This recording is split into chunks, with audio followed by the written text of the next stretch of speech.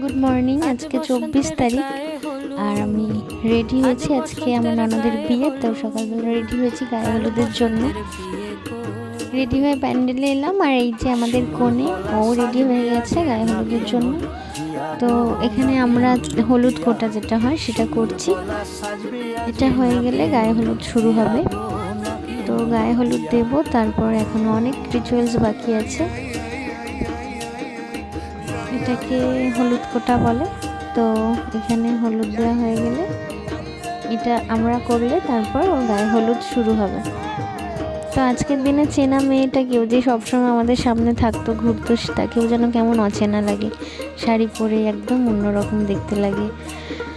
তো এখানে আমরা সাজুগুজু করে ঘুরছি। ও এলে এবার গায়ে হলুদের অনুষ্ঠান শুরু হবে, তার এখন আগে, ওই জন্য আমরা এখানে বসে ওয়েট করছি ওর জন্য।